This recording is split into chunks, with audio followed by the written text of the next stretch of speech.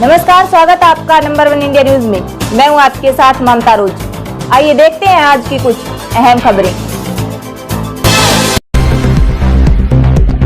प्रधानमंत्री नरेंद्र मोदी ने सोमवार को संसद भवन की नई बिल्डिंग की छत पर विशालकाय राष्ट्रीय चिन्ह अशोक स्तंभ का उद्घाटन किया। विपक्षी दल इसे लेकर प्रधानमंत्री मोदी को लगातार निशाने पर लिए हुए हैं। वहीं असदुद्दीन ओवैसी ने इसे लेकर सवाल उठाए हैं। उन्होंने कहा कि संविधान में शक्तियों का साफ बंटवारा बताया गया है। संसद में प्रधानमंत्री से बड़ा स्पीकर होता है, इसीलिए अशोक स्तंभ का उद्घाटन पीएम को नहीं, लोकसभा स्पीकर को करना चाहिए था। उन्होंने अशोक स्तंभ को लेकर भी सवाल खड़े किए। देखिए रिपोर्ट। भारत के संविधान में separation of powers basic structure का हिस्सा है और सेपरेशन ऑफ पावर्स ये है कि एग्जीक्यूटिव जो प्रधानमंत्री है, लेजिस्लेचर जो लोकसभा के स्पीकर हैं और जुडिशरी जो चीफ जस्टिस ऑफ इंडिया हैं, वो एक दूसरे के मामलात में मदाखलत नहीं करेंगे, इंडिपेंडेंट रहेंगे। तो जब लोकसभा में प्रधानमंत्री जाते हैं तो स्पीकर बड़ा है, स्पीकर अध्यक्ष है, प्रधानमंत्री बड़े नहीं है वहां पर। जहां तक ये तो सेपरेशन ऑफ पावर्स का हिस्सा है। प्रधानमंत्री सामने बैठे हैं, लोकसभा के स्पीकर पीछे बैठे हैं। और अगर आप कॉन्स्टिट्यूशनल एक्सपर्ट्स को पूछेंगे तो वो जो अशोक चक्र है, जो उसके में 4 जानवर है, एक घोड़ा है, एक हाथी है, एक उसमें बुल है और एक लायन है। वो क्या बताता है कि ये भारत के संविधान का जो प्रियम्बल है, लिबर्टी, इक्वालिटी, फ्रेटर्निटी, जस्टिस को बताता है। प्रधानमंत्री उसको क्यों बोल रहे हैं? और ये तो उस जगह पर मिला था ना, जहां पर 50 फीट का एक पिलर है, जहां पर गौतम बुद्ध ने अपना पहला सरमन दिया था। अरे भाई, कोई बौद्ध मजहब के जिम्मेदारों को बिठा लेते कम से कम, ताकि लोग याद रखते कि गौतम बुद्ध ने उस जगह पर खड़े होकर अपना पहला सरमन दिया था। जनसंख्या संतुलन को लेकर दिए गए बयान पर असदुद्दीन ओवैसी ने यूपी के मुख्यमंत्री योगी आदित्यनाथ पर पलटवार किया है। ओवैसी ने कहा कि योगी सिर्फ मुसलमानों के प्रति खौफ पैदा करने के लिए ऐसे बयान देते हैं। उन्होंने कहा कि योगी ने मूल निवासी का जिक्र किया। क्या यूपी के मुसलमान इस देश के मूल निवासी नहीं है? अगर मूल निवासी नहीं है तो फिर कौन है? द्रविडियन और आदिवासी यहाँ के मूल निवासी है। योगी और ओवैसी दोनों ही इस देश के मूल निवासी नहीं है। वहीं हम आपको बता दें कि ओवैसी ने मुसलमानों से जुड़े कुछ आंकड़े बताकर योगी के बयान को गलत करार दिया। आइए देखते हैं पूरी खास रिपोर्ट।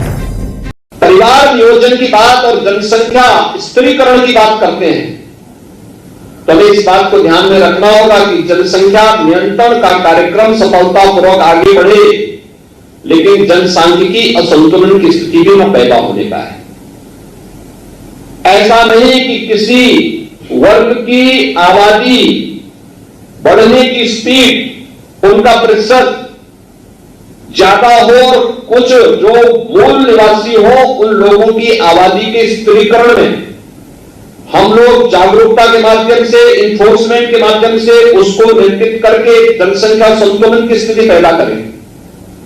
और यह एक चिंता का विषय है हर एक उस देश के लिए जहां पे जनसंख्या संतुलन की स्थिति पैदा होती है, जनसांख्यिकीय संतुलन की स्थिति पैदा होती है, रिलीजियस डेमोक्रेसी पर इसका विपरीत असर पड़ता है। फिर वहां पर एक समय के बाद अव्यवस्था, अराजकता जन्म लेने लगती है।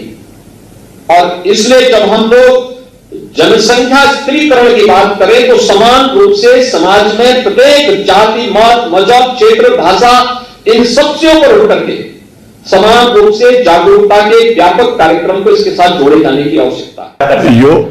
उत्तर प्रदेश के मुख्यमंत्री ने एक शब्द का इस्तेमाल किया, मूल निवासी।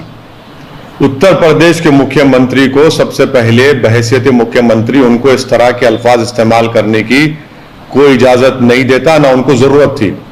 क्या मतलब है मूल निवासी का? क्या उत्तर प्रदेश का मुसलमान मूल निवासी नहीं है? और अगर मूल निवासी अगर कोई इस देश में है तो वो है द्रविडियन लोग और आदिवासी लोग, नंबर 1। ना ओवैसी मूल निवासी है, फिर ना योगी आदित्यनाथ मूल निवासी है। फिर उनको ये बताना चाहिए था कि उत्तर प्रदेश में जो TFR रेट है वो 2015-16 में 2.6 था, जो अब गिरकर 2.3 हो चुका है। उनको ये बताना चाहिए था कि भारत में जो मुसलमानों का TFR रेट है वो कितना है, वो गिरा नहीं गिरा। नेशनल फैमिली हेल्थ सर्वे में बता रहे गिरा है, वो बहुत गिरा है, वो नहीं बताते। और सिर्फ डराने का काम, भाई भारत में जो TFR रेट है भारत के मुसलमानों का वो 2.3 है। उत्तर प्रदेश में आप देख लीजिए कि उनका जो TFR रेट उत्तर प्रदेश में गिरा है वो भी काफी गिरा है, उसकी बात ही नहीं करते। उत्तर प्रदेश में जो प्रॉब्लम है वो वेस्टेड चिल्ड्रन का है। वेस्टेड चिल्ड्रन उत्तर प्रदेश में आप देख लीजिए 6% से 7.3% हो चुके हैं। अरे मुख्यमंत्री बताओ ना कि 2.7 था तो TFR रेट यूपी में, अब गिरकर 2.4 हुआ है, और पूरे देश में मुसलमानों का TFR रेट 2.6 से 2.3 हुआ है। पूरे देश में सबसे ज्यादा अगर कोई कॉन्ट्रासेप्टिव इस्तेमाल करता है तो मुसलमान है, वो NFHS कहता है, उस पर भी आप बात नहीं करते। और उत्तर प्रदेश में पॉपुलेशन स्टेबलाइज होगा, डिजायर्ड फर्टिलिटी रेट 2026 तक हो जाएगा। मुख्यमंत्री को बोलना चाहिए सब बातें हैं, वो जानकर भी सिर्फ मुसलमानों के ताल्लुक से खौफ पैदा करना, ये इनका मंशा और मकसद है। नारकोटिक्स कंट्रोल ब्यूरो NCB ने अभिनेता सुशांत सिंह राजपूत की मौत से जुड़े ड्रग्स मामले में बड़ा खुलासा किया है। NCB ने दावा किया है कि सुशांत सिंह राजपूत की कथित गर्लफ्रेंड रिया चक्रवर्ती ने अपने भाई शोविक समेत अन्य आरोपियों से कई बार गांजा खरीदकर अभिनेता सुशांत सिंह को दिया था। बता दें कि NCB ने हाल ही में NDPS कोर्ट में सुशांत की मौत के मामले में 35 आरोपियों के खिलाफ कॉन्ट्रैक्ट आरोप दाखिल किया था, जिसकी सुनवाई मंगलवार को हुई। 13 जुलाई 2022 के आंकड़ों के मुताबिक देश में एक्टिव केस की संख्या बढ़कर 1,32,457 हो गई है, जो कि कल की तुलना में 1,441 ज्यादा है। वहीं बीते 24 घंटे में कोविड-19 के 16,906 नए मामले सामने आए हैं और इस दौरान 45 मरीजों की जान चली गई है।